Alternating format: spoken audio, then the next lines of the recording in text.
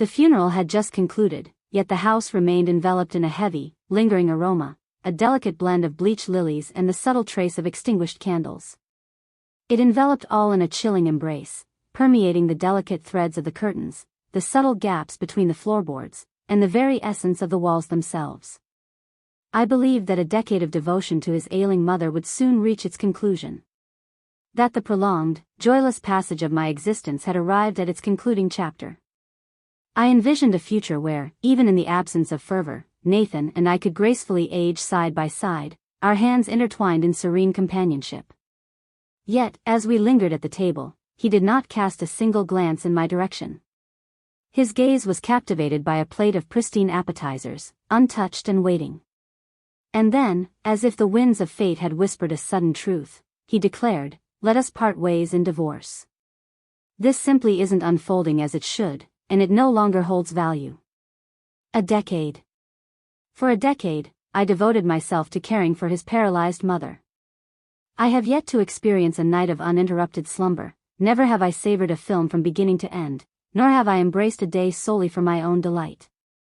And now, all of that, 10 years of my life, was cast aside with 3 empty words, "Not worth it." In that moment, those years seemed to unfold like the bitter twist of a cruel jest. I held back my tears. I refrained from raising my voice. I gazed at him with a serene demeanor and softly replied, "All right." He believed I would plead. He was mistaken.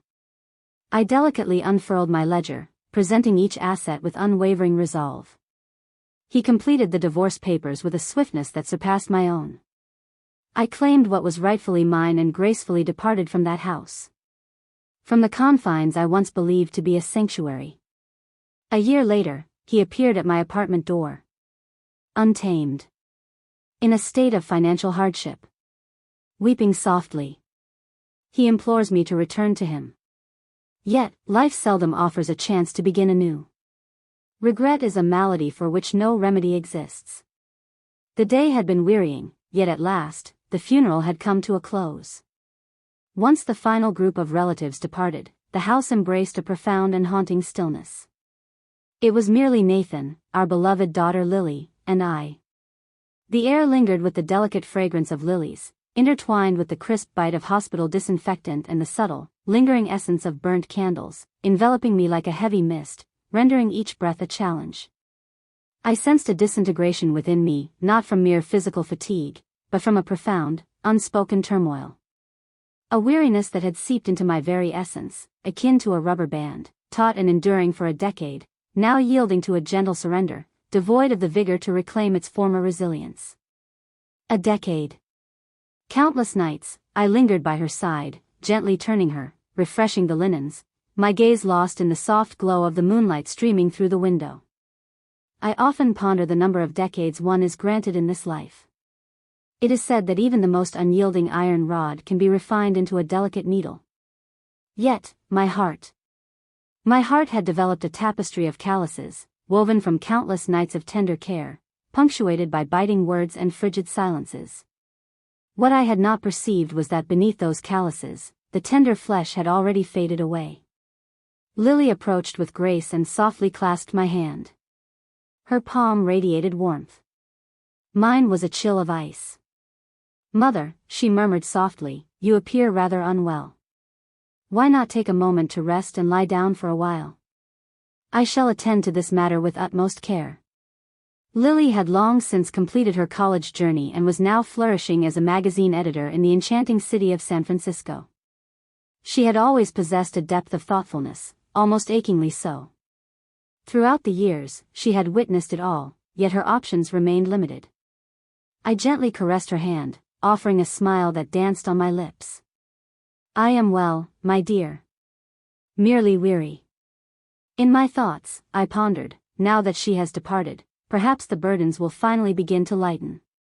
The burden that has lingered upon my heart for so long has finally lifted, has it not? Though I felt adrift, a delicate ember of hope glimmered softly within me. Perhaps Nathan and I might rediscover a touch of warmth once more. Perhaps the days that lie ahead are destined to be truly my own. And what of Nathan? At the funeral, he embodied the very essence of sorrow.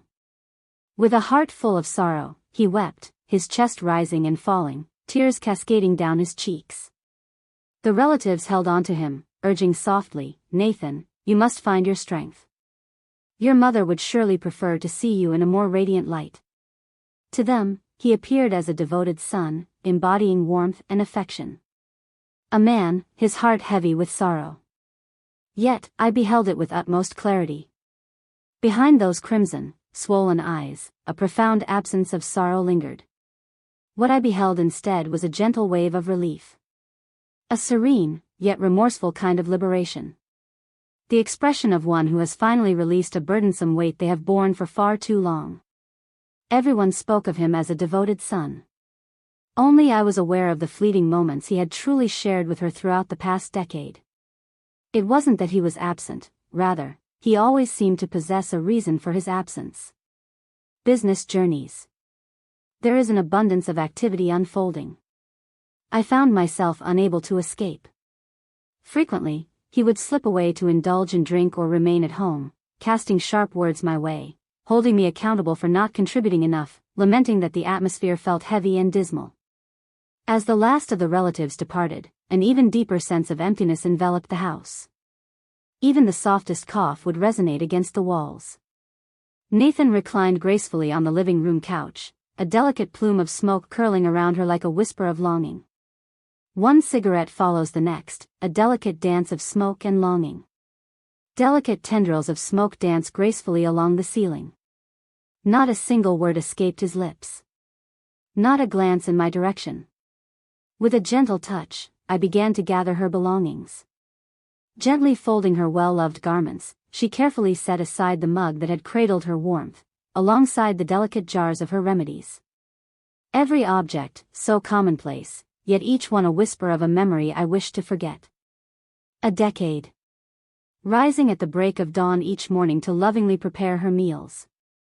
Gently bathing her, tenderly changing her pads, lovingly massaging her legs, delicately applying ointments, and gracefully wheeling her out to the balcony to bask in the warm sunlight. Awakening throughout the night to gently turn her, change her diapers, and ensure she remains free from bed sores. Who could ever truly grasp the essence of such matters? There were instances when surrendering seemed like the only option. To gracefully depart. Yet, each time I beheld her misty, vulnerable gaze directed towards me, I found the strength to endure. I reminded myself that she is but a mere mortal. He possesses a heart full of warmth. As do I. I held the conviction that if I poured my heart into it, Nathan would come to comprehend my feelings. Though he may never voice it, the sentiment would resonate deeply within his heart. I truly believed he would. The evening's meal was a delightful takeout affair. Lily had chosen something unpretentious. The three of us gathered around the dining table, yet our appetites seemed to have vanished into the air, leaving only a lingering sense of togetherness. The dining room was enveloped in a serene hush, where each gentle breath could be distinctly heard. Silence envelopes the space, devoid of melodic notes or the gentle clatter of cutlery. A heavy, uneasy silence lingers in the air, enveloping everything like a soft, persistent mist. Nathan scarcely grazed his meal. After a few delicate bites, he gently placed his fork aside, enveloped in a silence that spoke volumes.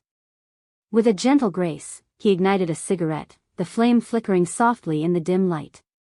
The smoke danced gracefully around his face, shrouding his expression in an air of mystery.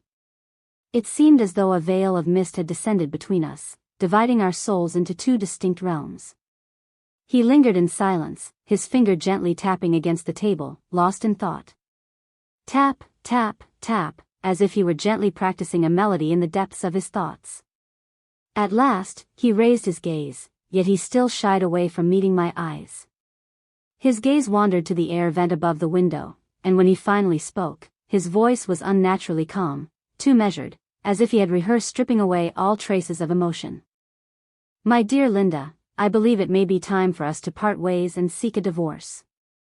Initially, I believed I had misunderstood his words. It was as if a flurry of delicate wings had enveloped my senses, their hum resonating so profoundly that my thoughts vanished in an instant. I gazed upon him, yearning, imploring, for even the faintest hint of a jest to grace his features. Even the slightest suggestion of a smile. Everything. Yet, his lips did not curve into a smile. He was utterly sincere. He hesitated, perhaps aware that his words lacked strength, and added, "What I mean is, the truth is that whatever we once shared, it has long since faded away. Our bond lingered solely due to my mother's presence. With her departure, we find ourselves free to embrace the possibilities that lie ahead, unencumbered by the past. Departed. There is no cause to restrain one another." It felt as though a bolt of lightning had split the very essence of my being. A surge of sensation coursed from the very soles of my feet, ascending gracefully to the nape of my neck. It was not a tempest of fury. It was something beyond mere sadness. It was a heartbreak as frigid as ice. After a decade of devotion, all he could utter was that we were merely surviving? For a decade, I had toiled like a steadfast workhorse. In the quiet hours of the night, I find myself immersed in the tender rituals of cooking, nurturing, bathing, and changing diapers, all in a heartfelt endeavor to keep our family thriving. And in his thoughts, I had merely been a fleeting presence. With his mother departed, I found myself merely a shadow in the background.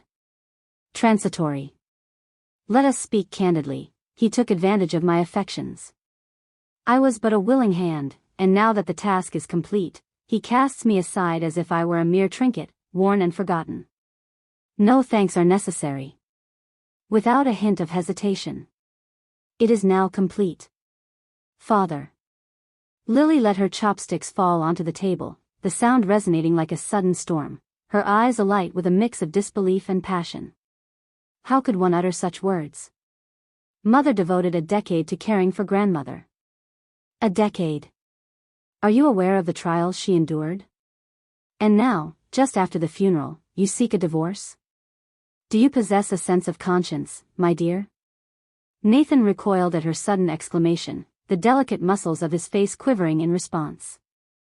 Then, in an instant, his expression transformed into one of irritation. He gestured with his hand, as if dismissing an unwelcome distraction. Refrain from involving yourself in the affairs of adults. You seem to be missing the essence of it all. Yet Lily stood her ground, unwavering. Her voice trembled with a passionate intensity. Are you having trouble understanding? This house has been the backdrop of my childhood. I observed my mother maintain her composure through the passage of time. Rising in the stillness of night to administer her medications, tenderly changing the sheets, nourishing your mother with care, attending to her laundry, and gently massaging her legs. And what of you? Where have you been, my dear? Are you aware of the number of times she stirred from her slumber each night? And now you declare that love has vanished. Where was that sincerity a decade past? Nathan's cheeks flushed with a delicate hue. His voice ascended. I mentioned that this matter lies solely between your mother and myself. Kindly refrain from involving yourself. As I observed their heated exchange, a peculiar sense of tranquility washed over me, as if a once frozen lake within my soul had begun to gently fracture. Fragments of ice delicately fractured and descended into the still, shadowy depths below. I had reached my limit. I inhaled deeply, suppressing the anger and the embarrassment that threatened to rise within me. I raised my head with a gentle grace. My voice emerged with a chilling serenity, an unsettling calmness that lingered in the air. Very well. I consent to the dissolution of our marriage. Nathan fluttered her lashes in surprise. He found himself taken by surprise. He likely believed I would respond as I once did, subdued, uncertain, pleading for him to remain. Whatever eloquent words he had prepared, his justifications and accusations became ensnared in his throat. His lips parted, yet silence lingered in the air.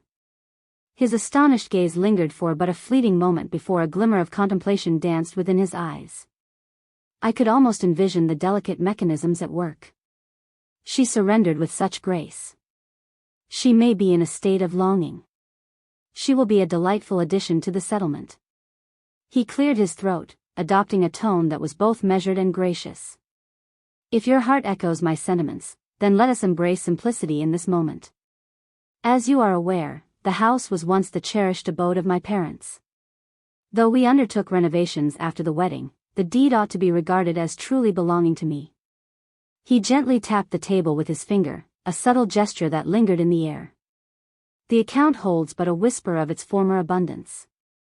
Throughout the years, we have cherished the moments we've shared together. I shall embrace 2/3, while you shall cherish 1/3. I shall retain the car, for it remains essential for my professional endeavors. He lingered for a moment, then bestowed a self-satisfied smile, as though he anticipated a chorus of admiration for his generosity. And naturally, I can offer a touch of additional support. 50,000, a figure that dances gracefully in the realm of dreams and desires. That seems quite reasonable. 50,000, my dear? Was this a gesture of benevolence? Or did he merely perceive me as a fool? I gazed upon that self-satisfied, shrewd visage, and in an instant, any remnants of fondness I once held dissipated into the air. Not wrath. Not even the slightest hint of pain. Only revulsion. Not a single word escaped my lips. I rose gracefully, gliding towards the bedroom, and gently pulled open the bottom drawer of my nightstand. I gently retrieved my ledger, accompanied by a collection of years' worth of receipts, invoices, and a delicate photocopy of the house deed. Upon returning to the table, I placed them gently before him, the sound resonating softly in the air. Do you believe I lack understanding, my dear? My voice was soft yet piercing, capable of slicing through silence like a delicate blade. This residence is a cherished shared asset of our union. Our names grace the title together. If you wish to assert that it rightfully belongs to your parents, you will require a will or some form of legal documentation to substantiate your claim. I gracefully opened the ledger, my finger gliding over the intricately filled rows of handwritten records. Pray, lend me your attention. For the past decade. The medical expenses for your mother, along with her nursing care and nutritional supplements. Lily's educational investment. The mortgage, a commitment that intertwines our lives with dreams of a shared future. Services. Which of these slipped from my grasp? You possess a keen awareness of the precise allocation of your earnings and the identities of those who graciously filled in the gaps. I would never stand in the way of your decision to seek a divorce. Yet, the abode. We could either part with it and share the gains, or you might consider purchasing my share at its market value. Financial accounts, cherished investments, future retirement treasures.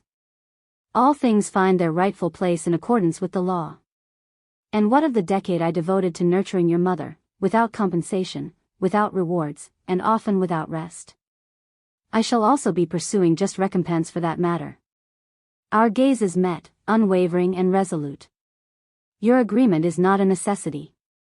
That is the purpose of court. He truly believed that my existence hinged upon his presence. He was mistaken.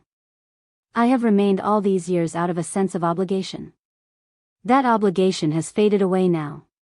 What I desire is recompense. And no soul, shall depart with what I have rightfully earned.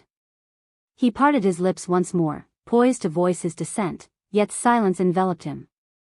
The figures in that ledger danced with clarity, revealing their secrets as if whispering tales of precision. For the first time, I beheld a fleeting glimmer of panic in his eyes. And in that moment, he came to a profound understanding. The woman he believed to be gentle, yielding, effortlessly swayed by his charm? She had faded into the ether, no longer a presence in this world. On the evening I consented to the divorce, the house enveloped me in a chill, as if it were an icebox. Silence enveloped the moment. The following morning, Nathan reached out to his sister. I caught only fragments of his words, yet I noticed he lingered on the phone, adorned with that all-too-familiar expression of a wounded soul. After all, that was his art, crafting a narrative where he emerged as the victim.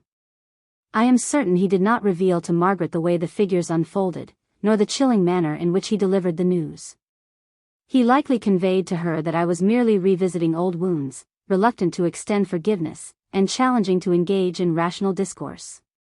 When the doorbell chimed 2 days later, just as the clock struck 3 in the afternoon, I opened the door to find Margaret standing on the porch, 2 grocery bags gracefully in her hands. A sense of anticipation washed over me, yet I felt no surprise. With a gentle smile that spoke of remorse, she extended the bags towards him. A selection of fruit, a delightful frozen pizza, and a pair of exquisite bottles of wine. I imagined you might not have found the energy to prepare a meal recently, she said softly. I have brought along a few delightful items. Once she settled into her seat, she gently rubbed her hands together, casting fleeting glances between Nathan and me before finally breaking the silence with her words. Linda, she murmured softly, Nathan shared with me a glimpse of the unfolding events. I understand that the past few years have been quite challenging for you. Your efforts for Mother did not go unnoticed by any of us. Indeed, we are aware. She lingered for a moment, allowing her voice to become even more tender. Your union has flourished beautifully over the decades. One cannot simply discard that in the blink of an eye. For Lily's sake, perhaps it would be wise to avoid making things so irrevocable. My mother has just departed from this world. This truly is not the moment for separation. It may appear rather unappealing. She offered a delicate, hesitant smile and remarked, you know what they say, happy families lead to joyful lives. I gazed at her and softly inquired, Margaret, may I ask you something? In the moments when your mother lay in bed, requiring unwavering support, where did you find yourself? How often did you grace us with your presence each year? Isn't it amusing how the notion of family values seemed to escape everyone's lips in those days? My voice flowed softly and steadily, each word refined as if shaped by a decade of unspoken longing. And now that your brother wishes to cast me aside as if I were yesterday's refuse, you seek to discuss grace with me? What are your thoughts on forgiveness? Your audacity is quite striking. This charming abode was acquired following our union in matrimony.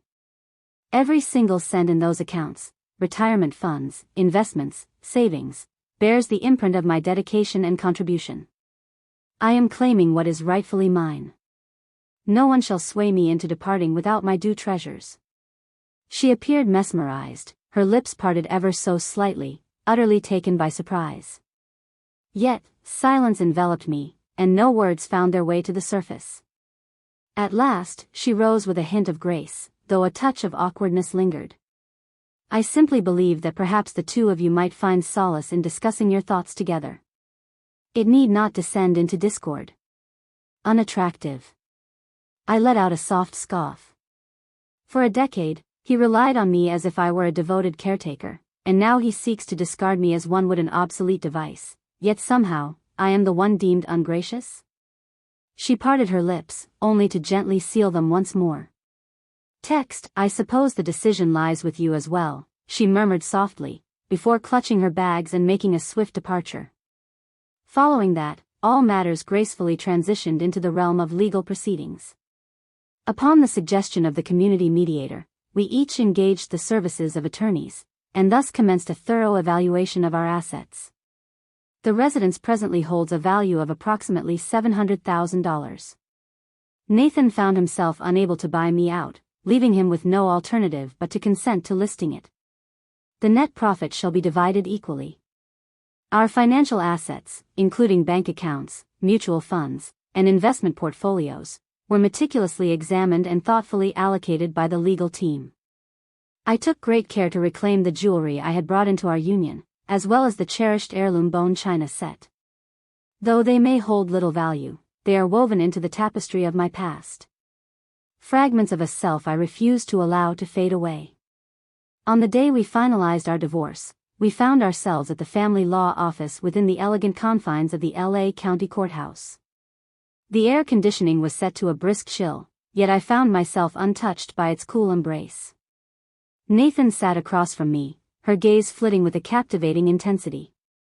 His hand quivered gently as he inscribed his name. His expression held an enigmatic quality, shrouded in mystery. Perhaps it is regret, or merely the allure of a freshly discovered freedom. I found myself at a loss for words. And I remained indifferent. I perused each page, each line of the agreement as if I were savoring the delicate details of a cherished love letter. Every figure, every stipulation, all had to align with precision. With a sense of resolution, I took the pen in hand and gracefully inscribed my name upon the official divorce decree.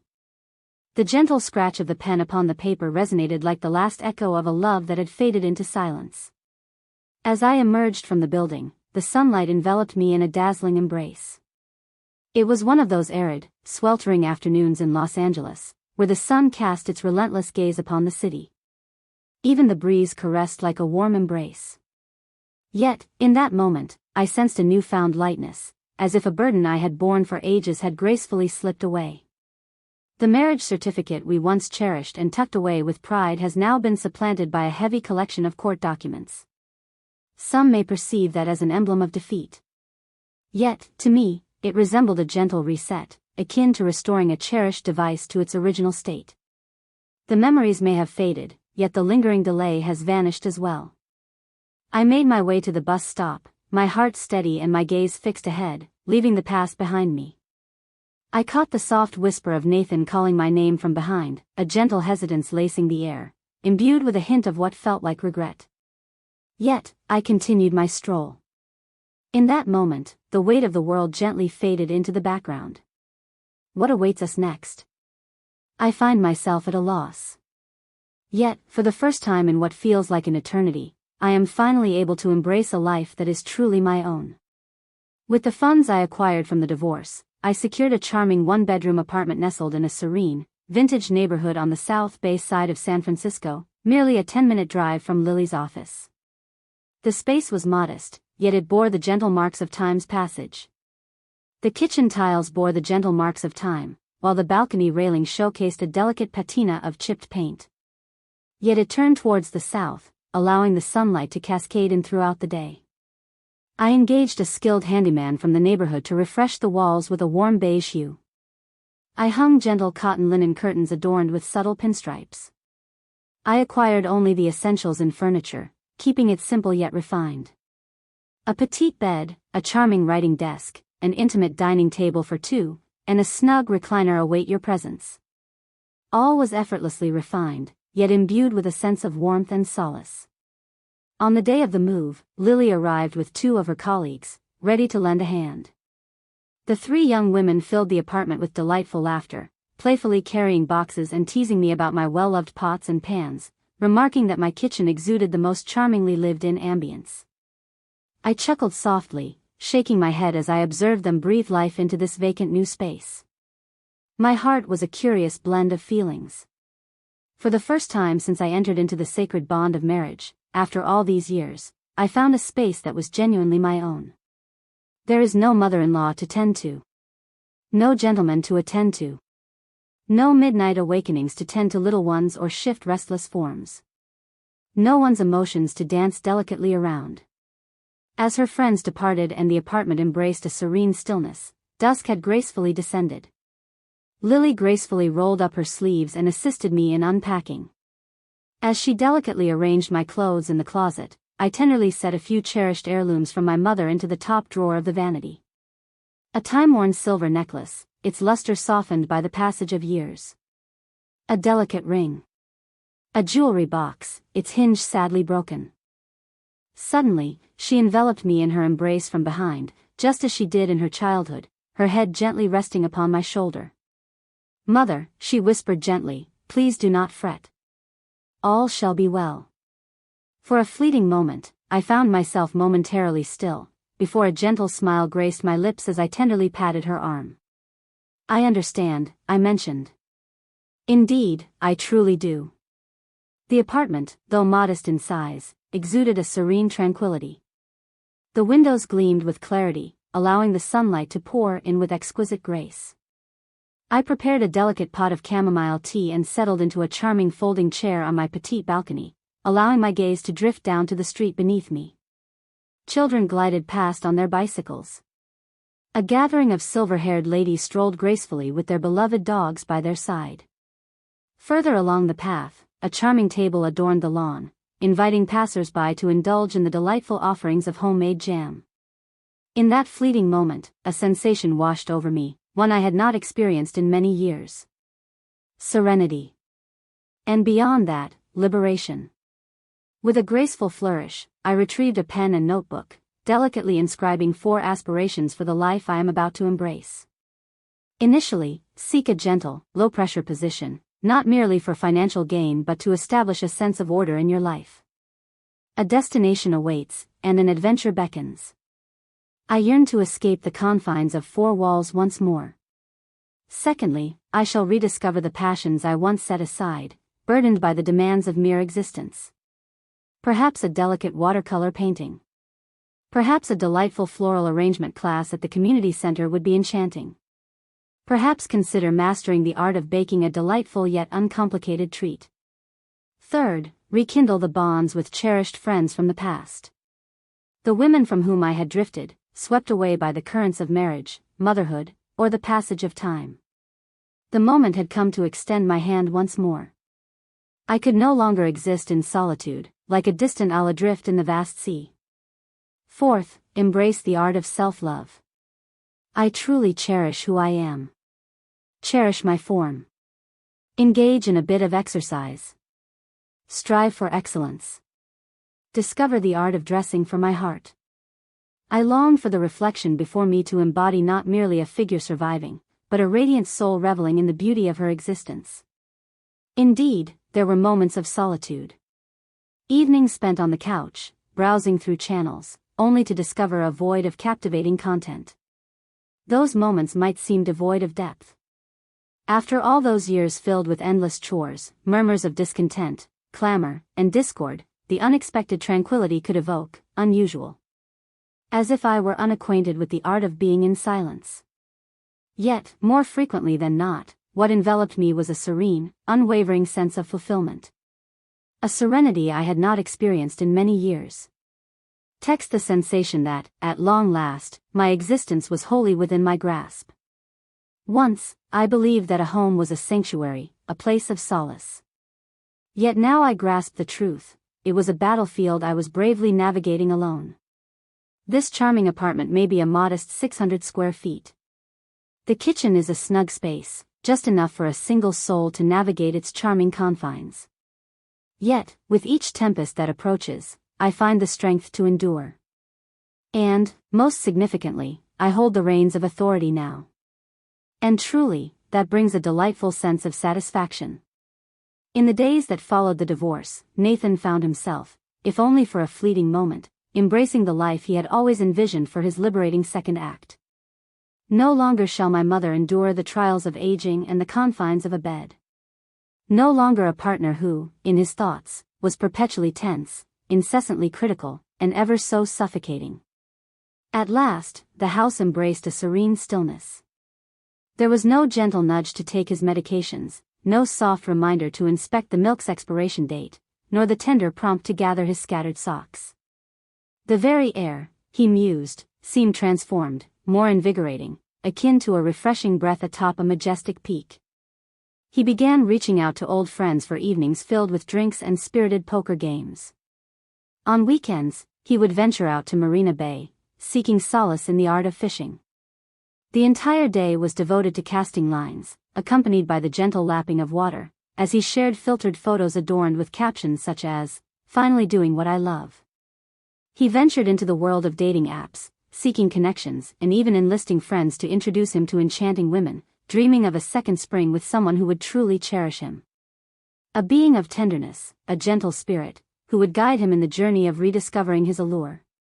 Yet, reality descended upon him with a swift and unyielding embrace.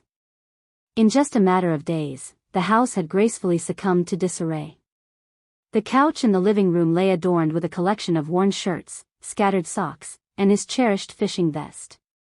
The laundry languished in the washing machine, soaking for a full 2 days before he finally recalled to set it in motion. The sink was adorned with a mountain of greasy takeout containers and remnants of pasta, while the air was infused with a lingering, sour aroma that embraced everything around it. What shall we dine on? Burgers or a delightful frozen pizza?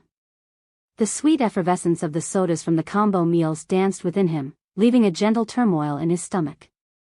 In less than a fortnight, his digestive system staged a quiet rebellion. One fateful night, an intense wave of anguish gripped his core.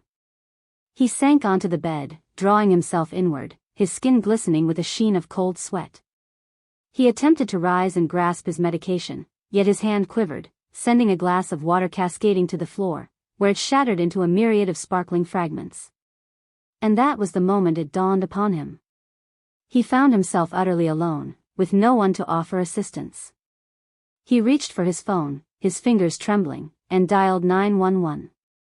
The paramedics whisked him away to the nearest emergency room. He traversed the journey in solitude. Kindly arrange for the blood work required for the drips. He reclined gracefully on a hospital cot beneath the soft glow of fluorescent lights, observing the tender reunions of patients with their beloved sons, daughters, and spouses. Couples intertwined their fingers, inquired gently with the doctors, and offered cozy blankets and delightful snacks. My dear Nathan? Not a single soul. No one inquired about his feelings. No one dared to touch his hand. His presence went unnoticed by all. In that chilly, resonant year, he discovered for the first time the profound essence of solitude. As for that magnificent second spring, it never took flight. His dating profiles unfold like a meticulously crafted resume, revealing the essence of a late middle-aged gentleman presenting his finest qualities.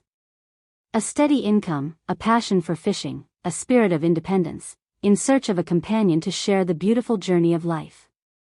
Yet, when the women discovered he was in his 60s, recently divorced, having sold his home and divided the assets, and had taken no responsibility for caring for his mother before leaving his wife just days after the funeral, their interest waned.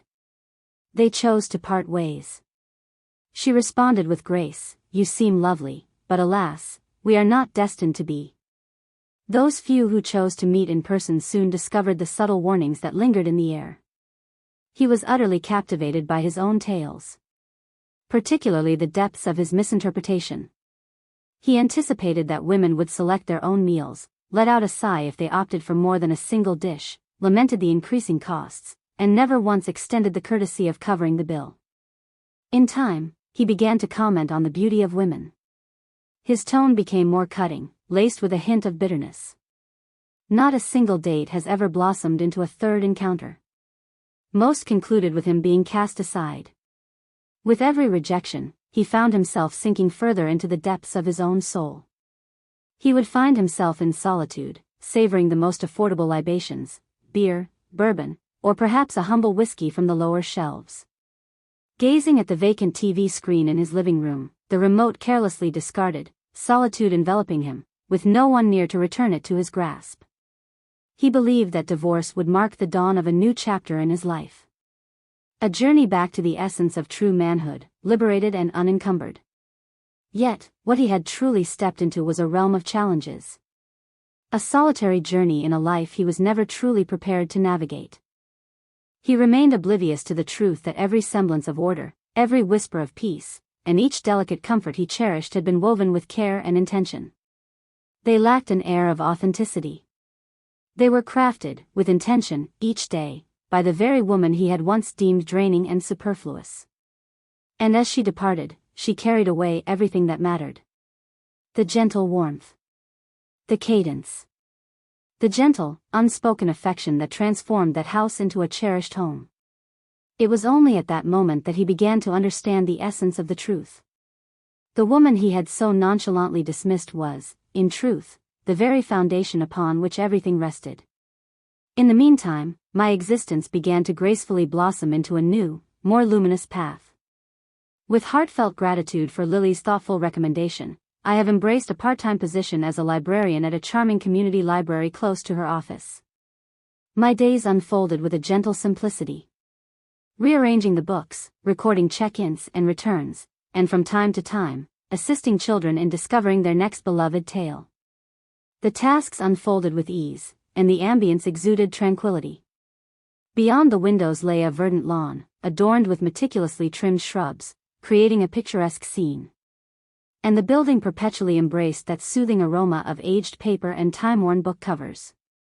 Free from the entanglements of office politics and the burdens of sales quotas, I found a moment to peruse the delightful new arrivals.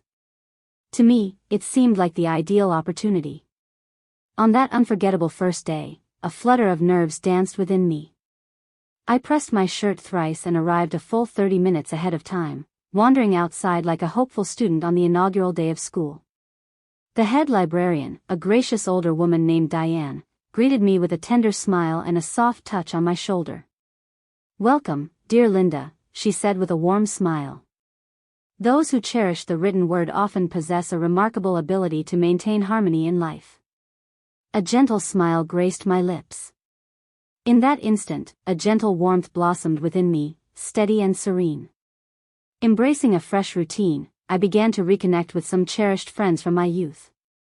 Some found their way to Santa Clara, while others dedicated their time to volunteering in their communities, and some embraced the joy of nurturing their grandchildren. Yet, we had never genuinely wandered away from one another. I initiated a group text, and before long, we found ourselves engaged in delightful conversation once more. We exchanged thoughts on which grocery store offered the finest deals, shared amusing tales of a new neighbor who blasted rock music at the break of dawn, and recounted the amusing incident of someone pulling a muscle in Zumba class from dancing with too much enthusiasm. Our conversation flowed effortlessly, touching upon every subject imaginable. On weekends, we would rendezvous to explore charming local strip malls, selecting delightful sale rack blouses and savoring lattes at cafes adorned with inviting patio seating. There were moments when we would fondly recall our youthful escapades of slipping into movie theaters, our laughter echoing until tears of joy graced our cheeks. On sun-kissed days, we shared our classes at the charming community center. Zumba, gentle stretching, and the serene flow of yoga. In the beginning, I found myself completely out of sync, perpetually a step behind, my cheeks aflame with a blush of embarrassment. Yet my friends would merely chuckle and exclaim, "Linda, let go of the steps. Simply surrender to the rhythm and let your passions flow." Little by little, I released my hold. I ceased to fret over appearing foolish and embraced the joy of the moment. After each class, I felt a delightful lightness, as if I had shed years of fatigue from my very being. In addition to my exercise routine, I have also taken the delightful step of enrolling in a watercolor class at the charming adult learning center nearby. Twice a week, I found myself in the delightful company of women of similar age, gathered around easels, immersed in the art of shading, color blending, and sketching. In the beginning, I found it quite challenging to distinguish one paint tube from another. My apples resembled wilted tomatoes, lacking their vibrant allure. Yet, with each passing week, I found myself blossoming into something more refined. My hues deepened with exquisite allure. My lines are more profound. My paintings began to embrace a sense of structure. There was an exquisite joy in embarking on a fresh journey and embracing the art of acquiring a new skill. A little something meant solely for my delight. In the library, a younger colleague playfully remarked, "Linda, you've been positively glowing lately. Your youthful appearance surpasses that of my mother." I simply smiled, allowing silence to weave its gentle magic around us. Yet, I was aware of the truth that lay beneath the surface. That radiance was not born from cosmetics. Born from the essence of existence. At last, you are replenishing my spirit. Once, my world gracefully spun within the embrace of a kitchen. Now I find myself in a graceful dance of self-reflection. Enveloped in my passions, my vitality, my delight. Truly, there is no endeavor more rewarding than the one that nurtures your own growth. At times, I share glimpses of my life on Facebook. A serene landscape captured in a group photo following our yoga session. And people remark, "You radiate such vibrancy. Your radiance is captivating." It is not mere vanity. It is a form of affirmation. A gentle whisper of reassurance. My days now dance with a graceful rhythm, filled with depth and a delightful sense of anticipation. Exclusively for you. To remain unbound by the expectations of others. Yet, it is solely for my heart. This tranquility, this serenity. It was not bestowed upon me effortlessly. Yet, now that it has arrived, I find myself embracing it with all my heart. When the heavens weep, they do so with fervor. Once more, the delicate threads of Nathan's world began to unravel. In the initial months following the divorce, he reveled in the exhilarating embrace of newfound freedom. His routines unraveled in a most unexpected manner. Dining at unconventional times, slumber rhythms turned askew, and a gentle descent into a haze of emotional fatigue. As autumn descended, wrapping the Bay Area in its cool embrace, the mornings and evenings took on a refreshing crispness, and at last, he felt the weight of it all settle upon him. He succumbed to a relentless cold, plagued by coughing, fever, and a runny nose, and found himself confined to his bed for 5 long days. There is no doctor present. Merely a bottle of cough syrup and an unwavering sense of pride. No one was there to prepare the soup. There was no one to offer him water. Should he desire something warm and delectable, he must place an order for delivery. Meals that lacked warmth and flavor, difficult to savor even in moments of hunger. He reclined gracefully on the couch, too weary to illuminate the kitchen with a flick of the light. The void within his heart ran deeper than he dared to acknowledge. And merely a few days after he had regained his strength, his long-standing adversary returned. His delicate herniated disc.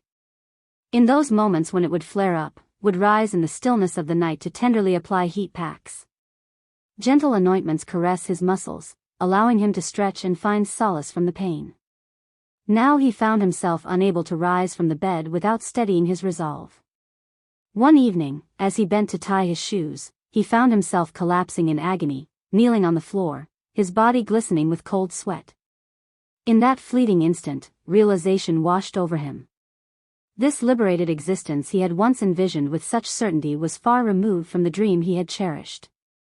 The hospitals remained as crowded as they had always been. Endless queues. Endless moments of anticipation. Lengthy invoices. He entered with a gentle gait, leaning on his cane, and settled into the waiting area, observing the other patients enveloped in the warmth of their spouses and children. A certain someone. He held nothing but the air around him, not even a bottle of water to quench his thirst.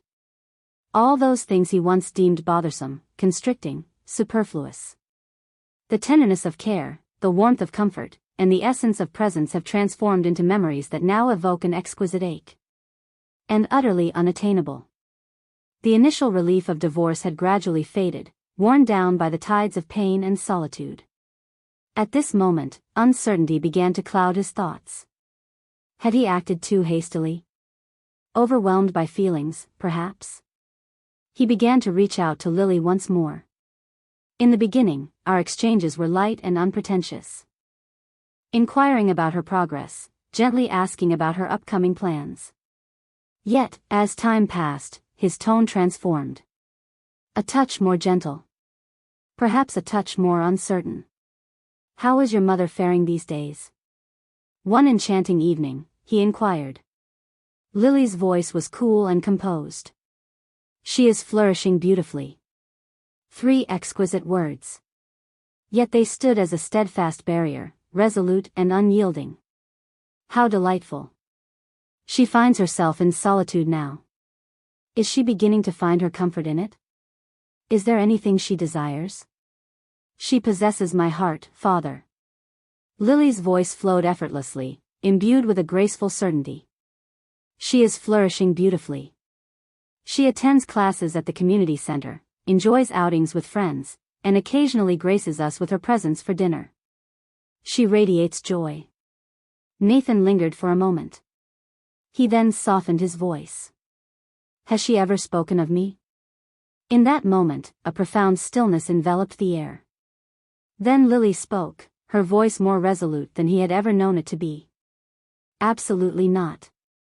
And Father, I see the solitude that surrounds you. I understand completely. However, I kindly ask that you refrain from attempting to contact her once more. At long last, she is embracing a life that truly belongs to her. Simply allow her to embrace that. Her words cascaded over him like a sudden chill, extinguishing the final glimmer of hope that had dared to linger. In that moment, clarity graced his heart. What he had lost was not merely a wife. She was not merely a caretaker, tending to the household and her mother with grace. He had lost the singular soul who had unwaveringly supported him through the years, without a hint of complaint. And in the process, he had forfeited the admiration of his daughter. He had never envisioned that, in time, his bond with Lily would take on an air of formality. Remote. As though their very essence remained intertwined, yet a more profound connection had unraveled. Such is the nature of humanity. When you stand close beside them, they claim you are an obstruction. Overwhelming, excessive, and overly attached. Yet, when you depart, truly depart, carrying away your silence, your gentle touch, your unwavering hands, they come to understand that the world will not pause to await their return. That dinner table shall not be revisited. It shall not extend a hand for second chances merely due to their newfound regret. Ah, the most heart-wrenching aspect of remorse? It remains a silent whisper, never returning to me. In the meantime, my existence was flourishing beautifully. Radiant, brimming with hues, and resounding in the most delightful manner. In the embrace of the community library, I devoted myself to my role with sincerity, welcoming each visitor with a heartfelt smile, and before long, I found myself cherished by the familiar faces that graced the space. They referred to me as Miss Linda. Some of the more seasoned patrons would graciously present me with homemade delights, expressing that the books I suggested were more effective than any remedy. Recently, the watercolor class I had been attending hosted a charming community art exhibit. One of my landscape paintings was unexpectedly selected as a remarkable piece of art. The reward was humble yet charming. A collection of exquisite paints accompanied by a selection of new brushes. Yet, the certificate bearing my name now graces my refrigerator with a touch of pride. Each time I stroll by, a smile effortlessly graces my lips. It was a joy that had eluded me for years. One anchored not in roles or obligations, nor in the approval of others regarding my sacrifices, but in a creation forged by my own hands, through my own fervor and dedication. My very own beacon of radiance. I have also become a part of a delightful morning dance group in my neighborhood. A delightful gathering of Zumba and Latin cardio enthusiasts who convene in the park at the break of dawn. The captivating ringleader is a woman by the name of Yvonne. Forever brimming with vitality, adorned in the most vibrant workout attire, guiding with a smile that could illuminate an entire city block. Upon my initial arrival, I found myself lingering at the rear, rigid and uncertain in my movements. Yvonne noticed it immediately. After class, she gently pulled me aside and whispered, "Linda, let your spirit soar. No one is concerned with your rhythm. Simply dance for the joy of it." Indeed, she was correct. In the passage of a few weeks, I discovered my graceful cadence. My body recalled the art of movement. One day, Yvonne playfully remarked, "You've got such grace, my dear. If we ever decide to host an end-of-year show, do not be taken aback if I choose you as my co-captain." I chuckled softly and shook my head, yet within me, a gentle warmth blossomed. It appears that, even in the midst of life's journey, one can still discover their kindred spirits. Those who embrace you wholeheartedly, allowing you to be your true self. As my spirit soared, a radiant light enveloped me. Even the neighbors began to take notice. The cashier at the charming local grocery store once graced me with a compliment, suggesting I resembled an artist from the enchanting East Coast, perhaps from the vibrant streets of New York or somewhere equally captivating. On a gentle afternoon, a charming woman from the neighboring block approached me as she leisurely walked her dog. A retired teacher, she confided to me. He experienced the profound loss of his beloved wife many years past. Remarkably gracious. "Shall I introduce you?" With a gentle smile, I graciously declined. It wasn't that I was near the embrace of love. It is merely this solitary existence. It was truly delightful. I found no need to make concessions. I was free to move without concern for the whims of others.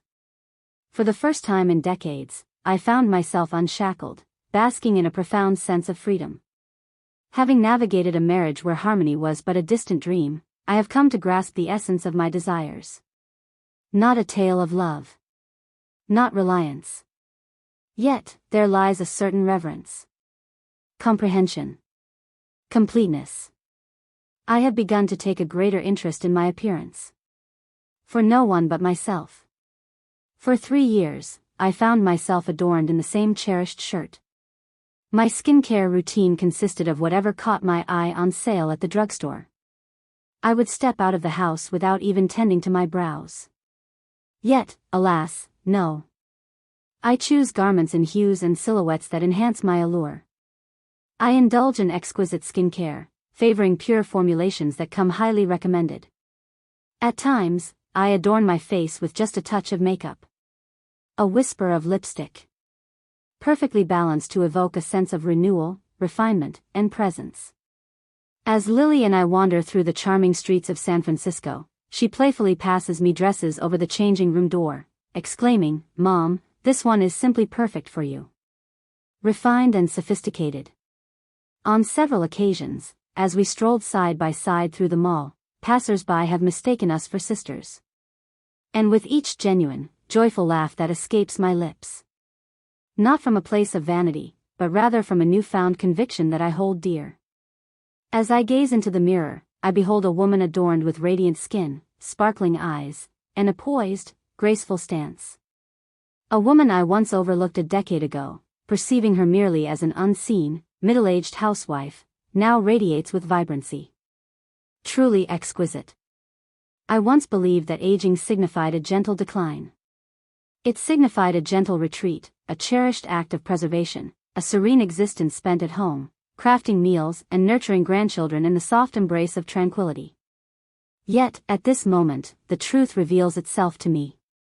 Should you choose to nurture yourself, to invest your time, energy, and resources into your own well-being, then 65 is merely the dawn of a beautiful journey. Even now, you can still flourish.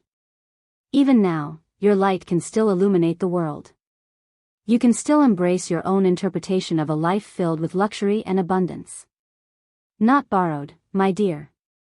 Not endowed. Not bestowed by the consent of another. You have rightfully earned it. You possess it entirely. You flourish in your own splendid way. Fate possesses a whimsical charm, often revealing its irony in a manner that feels almost theatrical. On that enchanting afternoon, I found myself at the Whole Foods close to my apartment, gracefully guiding my cart through the aisles, selecting the finest fresh organic produce.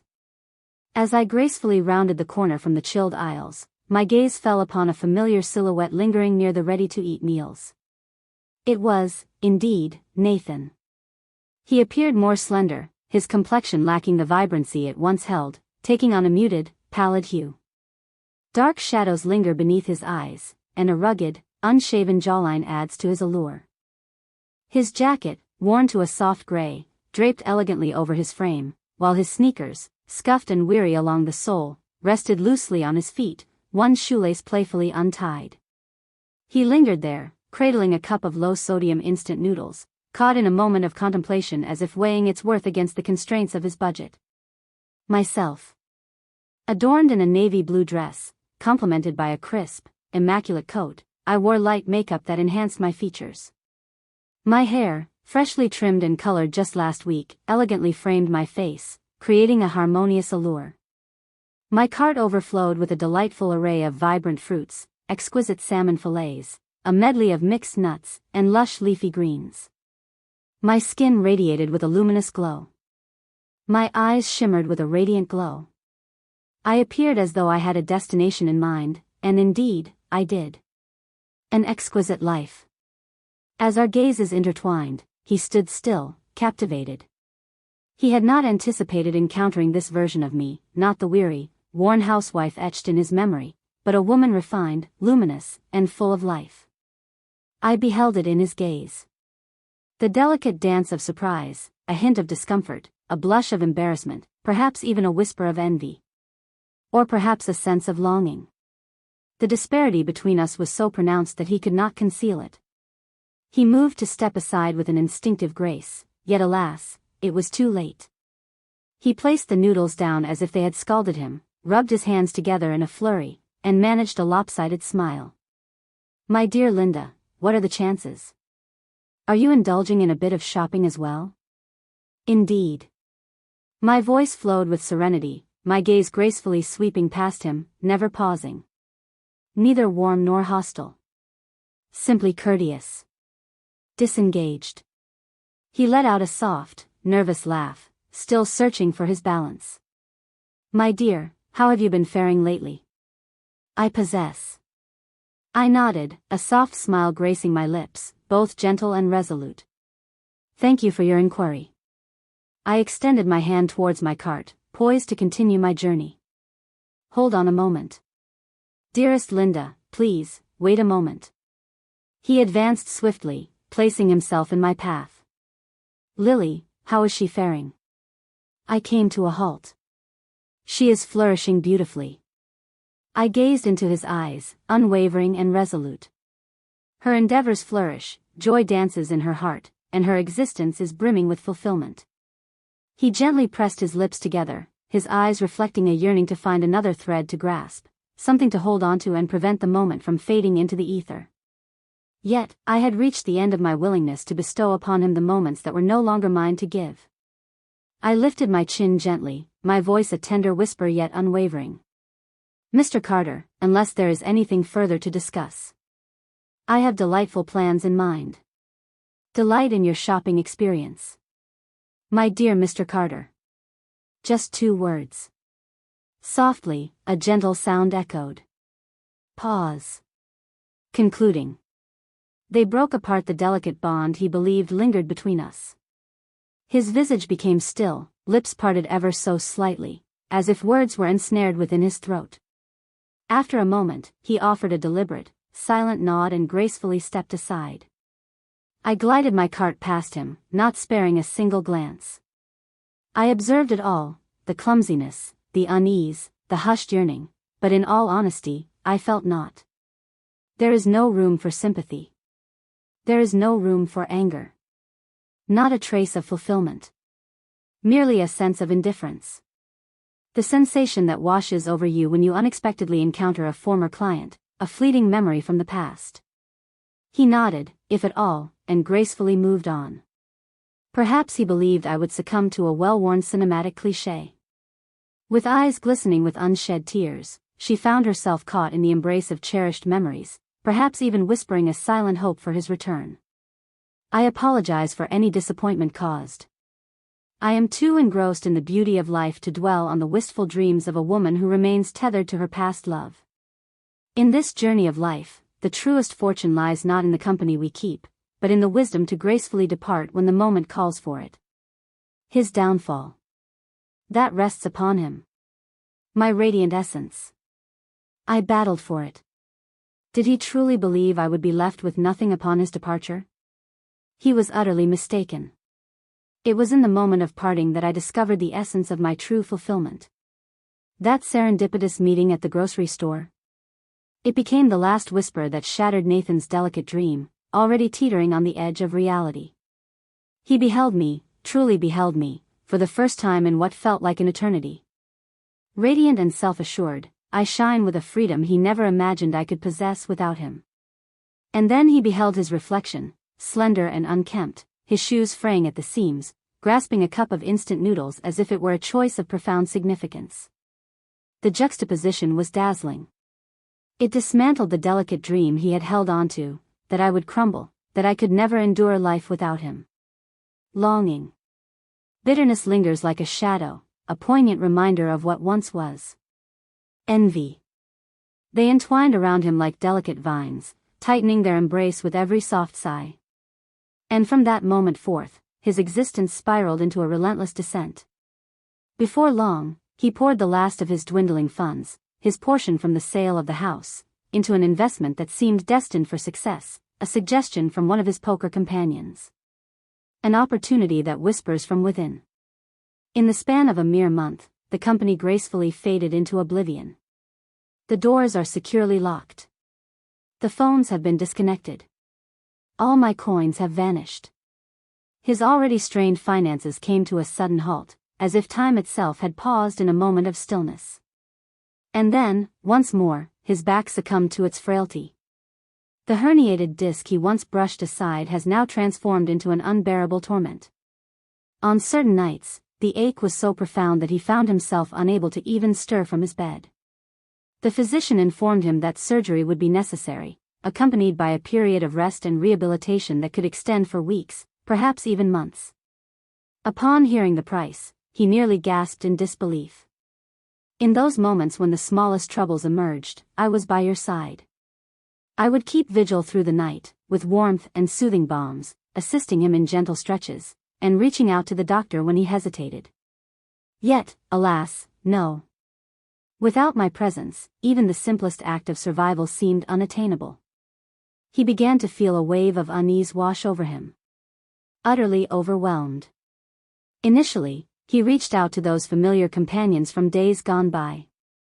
The ones who once referred to him as brother, sharing intimate moments over glasses of bourbon.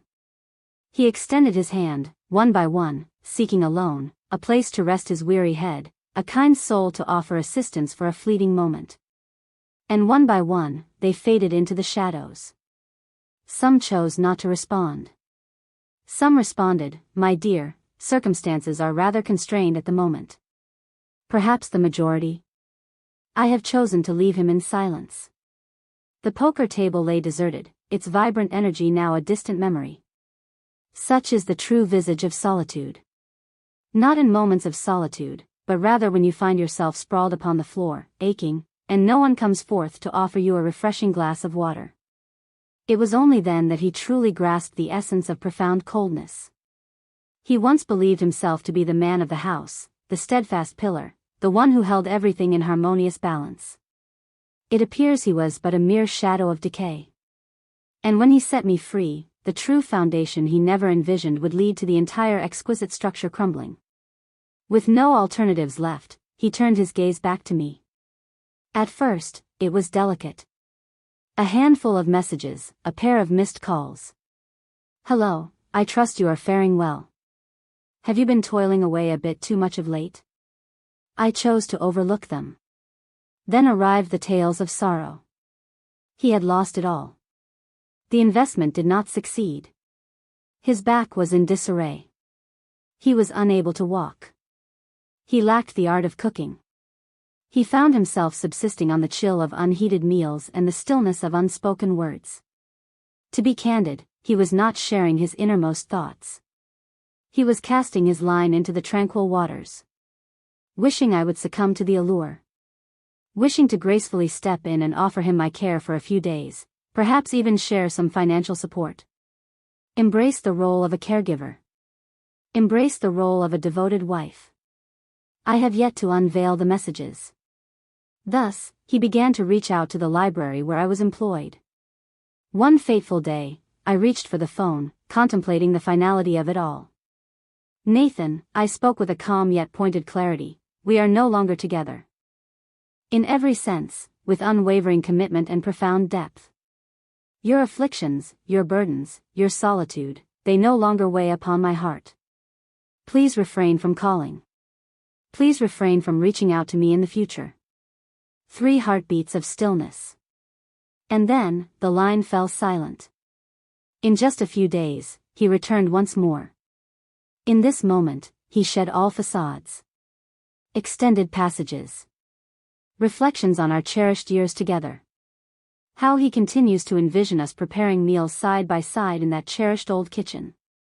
How tender and considerate I once was. He even recited that well-worn phrase. "A single day of marriage holds the value of 100 days of grace." 100 days of marriage is as profound as the ocean's embrace. Nearly lost in the embrace of my phone. Then arrived the wave of guilt. "My dearest Linda, I realize now that I failed to truly cherish you. I have erred. Yet, who among us has not? Can you truly remain by my side as I descend this deeply? Consider Lily, she finds herself in a delicate position. Doesn't her heart ache as well?" I let out a soft, melodic laugh. With a resounding clarity. And I responded without a moment's pause. "Oh Nathan, where has that 100 days of grace vanished to? During the decade I devoted to tenderly caring for your mother, nurturing her with my own hands. She had scarcely been laid to rest when you presented me with the divorce papers.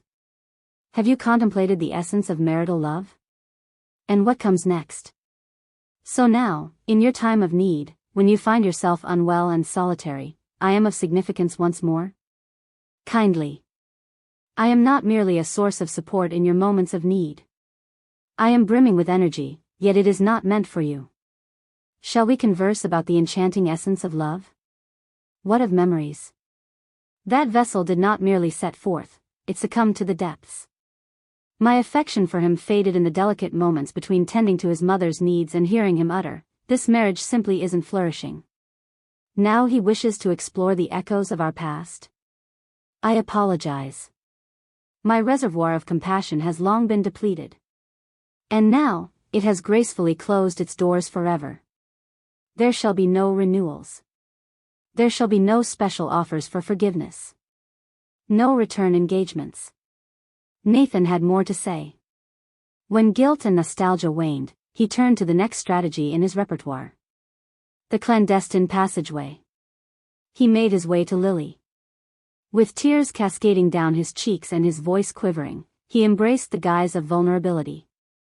He confided in her about the relentless ache in his back, expressing how it rendered him unable to cook, how his finances had dwindled, and how he felt he could no longer endure this way of life. He implored her to speak with me. Simply to entice me to pay a visit. Only for a brief moment in time. I realize I made a mistake with your mother. I have disappointed her. And I have disappointed you as well. Yet, I find myself with nothing remaining. Kindly engage in conversation with her. Simply implore her to feel a touch of compassion for me, if nothing more. I seek not an eternity. Just a touch of assistance, if you please. He relinquished every vestige of paternal pride, humbling himself before his own daughter. Lily gazed at him, truly gazed, and a spark danced in her eyes. Yet her voice flowed with a steady grace, unwavering in its charm. "Father, I would be delighted to assist in covering the expenses for a caregiver. I shall also explore a suitable assisted living facility. It is my heartfelt privilege to stand by you as your daughter. And I shall not turn away from that." In that moment, she lingered, a delicate stillness enveloping her. Her voice took on a sharper edge. "However, I implore you not to consider involving mother in this matter. At last, she finds her breath once more, having surrendered all for your sake.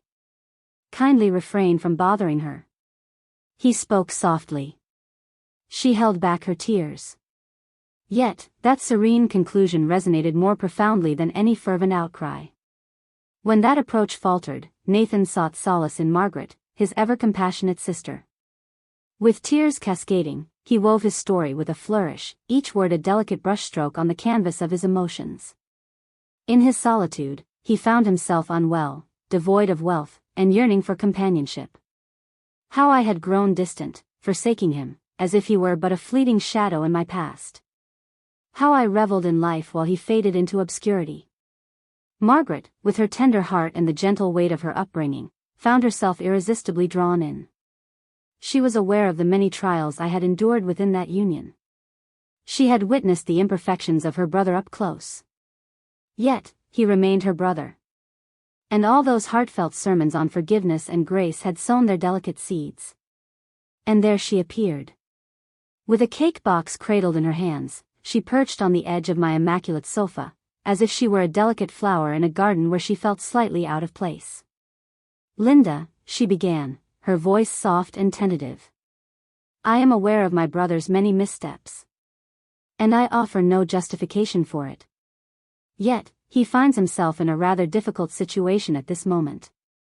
He struggles even to nourish himself. I pondered, perhaps, just perhaps, you might embrace the role of the greater soul? Once, you were united in marriage." As I sat gracefully at my desk, I immersed myself in the delicate art of watercolors. I laid my brush aside and gazed at her, serene, poised, intentional. "Margaret," I mentioned that a calm voice and eloquent words can indeed convey a sense of nobility. "Pray, do enlighten me, where were you on the day he sought a divorce?" His mother had recently passed away. And all that occupied his thoughts was the notion of departing from my side. "Did you gently suggest to him to reflect upon the years of our union?" Her visage tightened with a subtle intensity. I pressed on. "He is the father of Lily. She shall pursue her desires with unwavering resolve. Yet, what of me? I am no longer his wife, in law, in heart, in any sense. The predicament he finds himself in now? That is his responsibility to attend to. I shall not return to that place. It is my pleasure. I have taken the liberty to convey that to him precisely as you expressed it. Her expression wavered delicately. It felt as though I had struck her with truths so piercing that evasion was impossible. She averted her eyes and lingered in silence for a brief moment. Then she exhaled softly. Indeed, you have a point. My proximity to him clouded my vision. I never imagined you would truly release your hold. I smiled softly. Releasing one's grasp does not imply that the pain was absent. It signifies that I have, at last, absorbed all that I can bear. A subtle transformation stirred within her in that moment. Genuine regret, perhaps accompanied by a touch of understanding. As she rose to depart, her voice, this time, held no allure. Do take care of yourself, dear Linda. That held greater significance than any of her prior entreaties. In that moment it was as if she truly beheld me, not merely as Nathan's wife, but as my own self. I harbored no resentment toward her. Each individual embarks on a unique path toward enlightenment. Some souls simply require a touch more time to find their way back. Yet, what of my boundaries? They had already been etched in permanence. I expressed my intentions with utmost clarity. To Lily, to Margaret, to all who believed they could gently guide me back toward that threshold. Firstly, I could never envision myself remarrying Nathan. Secondly, I shall never again assume the role of an unpaid caretaker for another. The woman I once was belongs to a time gone by. The life I embrace now is truly my own. And I shall not permit anyone to disturb its harmony. Neither for love, nor for guilt, nor for the echoes of memory. I even sought the counsel of a lawyer. Inquired about the process of obtaining a protective order. If he reaches out to you once more, appears unexpectedly, sends messages, or bothers you in any manner, she remarked, you possess every right to insist that he maintains a distance of no less than 100 feet. One incident is sufficient. I have collected the documents. Preserved the steps. I have made the necessary preparations. Then I gazed into Lily's eyes and spoke to her, with unwavering certainty. Should he dare to overstep once more, I shall not falter in seeking the aid of the authorities. Lily inclined her head gracefully. This time, dear mother, we shall protect your tranquility side by side. Following that moment, Nathan fell into a serene silence. Perhaps he came to understand that all the cards of sympathy had been laid upon the table. Perhaps he has come to realize that the door he persistently sought to enter remains forever sealed. Perhaps he sensed that she would truly not return. Yet, I was all too familiar with that man. His bitterness lingered on, refusing to fade away. It gracefully descended beneath the surface, akin to embers softly enveloped by ash. Anticipating a gentle whisper of the wind. Anticipating a moment of opportunity. But I, dear heart, I have concluded my role as the fire marshal in another's existence. I have come to understand this much. My kindness is not an endless well. My forgiveness is not a mere passage that opens and closes at will. And what of my laid-back disposition? That privilege is bestowed solely upon those who have truly deserved it. As for those who regarded me as a mere object to be used and discarded, I apologize. I do not engage in recycling. Perhaps it was the chilling, unwavering silence I bestowed upon him. Perhaps it was the reflection I presented by choosing not to engage in his playful schemes. Whatever it may have been, Nathan succumbed. What he chose to do next was, undeniably, the most lamentable and ruinous decision of his entire existence. He ventured into the realm of the internet. In every corner. He adorned the wall with our cherished photograph. A photograph captured long ago in the backyard, a moment when my smile danced beside him, my arm gracefully draped over his shoulder, the sun casting a warm glow behind us, with that once cherished house lingering in the background. That image transformed into the emblem of his heartfelt endeavor. From the vibrant tapestry of Facebook community groups to the intimate gatherings of local neighborhood forums and the warm embrace of his church's mailing list, he shared different renditions of the same heartfelt tale. 3 decades of love and companionship vanished in an instant. I confess I was not without my flaws. Yet, who might that be? In this moment, I find myself enveloped in solitude, with no loved ones close to ease the ache within. I seek not for riches. All I desire is to return to the warmth of home. He portrayed himself as a forlorn, forsaken elder, steeped in sorrow. Artfully expressed. Meticulously refined. He was fully aware of his intentions. He portrayed himself as the one wronged. And I, the seemingly unfeeling woman, who let him slip from my heart the instant life began to shine brightly. In the beginning, it flourished. A few souls were lured in by the allure. Whispers of thoughts began to flow gently. This is truly devastating. Regardless of the circumstances, a devoted wife should never allow her husband to descend to such depths. I had a slight acquaintance with him. He always appeared so effortlessly relaxed. How did we find ourselves in this situation?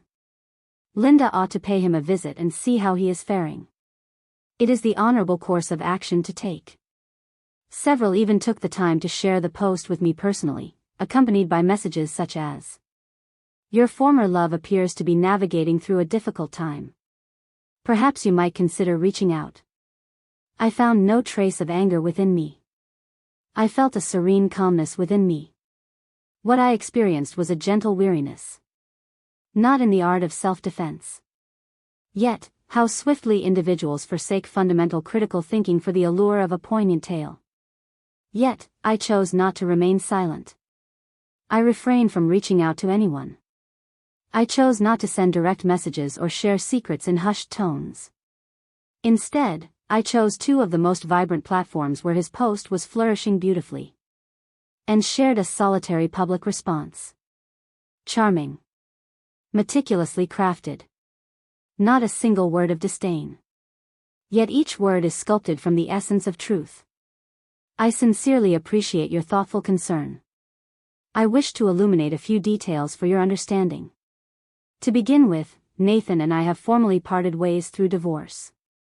All assets were gracefully divided in accordance with the law. Moreover, I devoted a decade of my life to caring for his beloved mother, who was confined to her bed.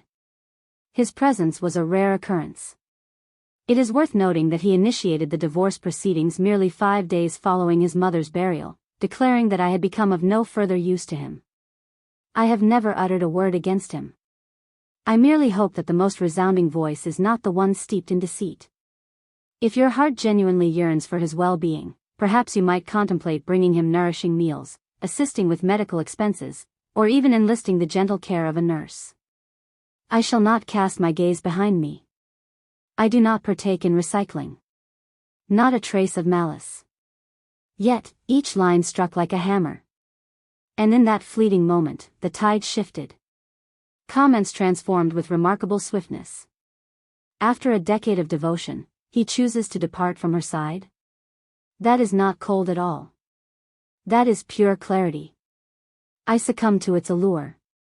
I find myself feeling rather foolish at this moment. In today's world, virtuous women find themselves compelled to stand up for their own dignity, as the support they deserve often remains elusive. He chose not to speak of the unsuccessful investment or the division of the house funds. Isn't it amusing? Many of us cherish the memories of the poker games and the stock tips he so earnestly sought. That is not a tragedy. Such is the dance of fate. Others revealed evidence, sharing snapshots of his past conversations regarding gambling, unsuccessful trades, and requests for funds for seemingly foolproof investments. The tale he wove unraveled within mere hours. On the third day, Nathan gracefully removed every post, every comment, and softly departed from all the groups. His final attempt to harness the power of public sympathy ultimately backfired, leaving him in a precarious situation.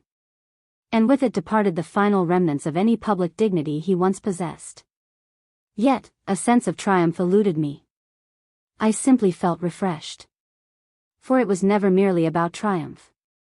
It was a moment of exquisite liberation, a gentle release of the burdens woven from another's tale.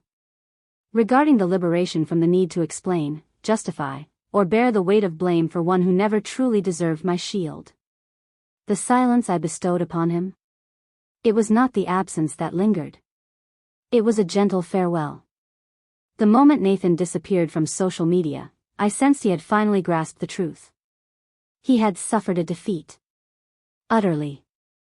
Yet, what he could not foresee was that life still had more to unveil to him. Not in the slightest.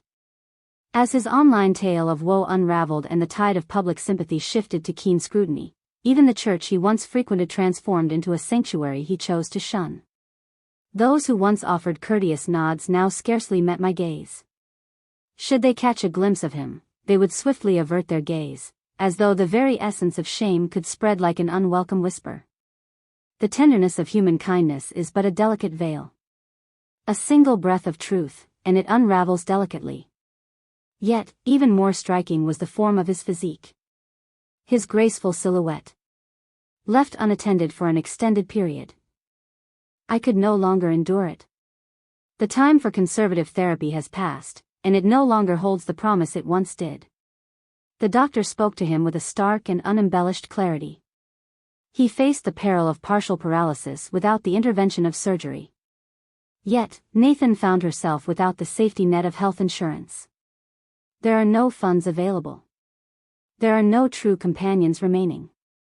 Ultimately, it was Lily, our beloved daughter, who gracefully took the lead. She orchestrated his admission into a government-subsidized nursing facility nestled on the outskirts of the city. It was a simple abode. Shadowy hallways, petite windows, the atmosphere perpetually infused with the scent of antiseptic and the lingering aroma of rice cooked a touch too long. A charming abode where even the television required a delicate arrangement, harmonized by the rhythm of room numbers. On the day he took residence, I chose to stay away. Lily guided him through the intricacies of the paperwork, remained by his side as they designated a bed for him, and upon returning home, she uttered but a single remark. His words were few. Ah, but those eyes. He appeared a decade more aged. I chose to remain silent. I have just enhanced the brilliance of my smile. Following that moment, he never made an effort to connect again. Lily graces us with her presence from time to time. Every time she remarks on his silence. He responds to the nurse's inquiries with grace, takes his medications with care, and remains a source of calm. He shows no curiosity about my life. Yet, upon her return, she found herself enveloped in a tranquil silence that lingered for what felt like an eternity. At last, she murmured softly. He sat there, gazing out the window, lost in thought for what seemed like an eternity. I've never witnessed him appear in such a manner. I inclined my head in agreement. At last, he comprehends the depths of it all. Not every apology finds an eager ear. Without a word, she extended her hand across the table, gently taking mine. By that time, life had embraced a soft and soothing cadence. My position at the library continued to flourish with a gentle constancy. One of my watercolor creations has been selected for the enchanting spring exhibit at City Hall. In the vibrant world of dance and fitness, I discovered new friendships, where I was embraced not as Nathan's ex-wife, but simply as Linda. On a serene Saturday afternoon, Lily and I found ourselves savoring tea on the balcony. The sunlight caressed the skin with a gentle warmth. A gentle breeze caressed the delicate roses in my garden. I gazed at her and inquired gently. In your childhood, did you ever harbor any feelings of dislike towards me? He blinked, momentarily taken aback. Then she gently shook her head. Absolutely not. I simply could not fathom why you chose to remain silent. I gazed into my cup for a fleeting moment. Then whispered softly. I found myself equally perplexed. Perhaps in those days, silence was the sole companion I recognized. He gently clasped my hand. Mother, there was a time when I believed you were always there, just behind me. Yet, in this moment, clarity has graced my heart. You were the guiding light before me. And a smile graced my lips. A genuine smile. A peace I had not adorned in an eternity. Not merely because someone has finally noticed my presence. Yet, it was only when I had truly, at long last, glimpsed the essence of my being. On that enchanting night, I penned a few words and affixed them to my fridge. 65 is but a new chapter in the unfolding tale of life. It is the moment when the next chapter unfolds. I shall not return. Not for the reason of harboring any hatred towards anyone. Yet, it is only now that I have come to a profound and unmistakable understanding. I am worthy of a future that is entirely my own. A tomorrow free from suffering. Free from remorse. Free from the silent sacrifice of another's desires. Only I. And a life I have finally ignited with passion. For no one at all. Yet, I remain.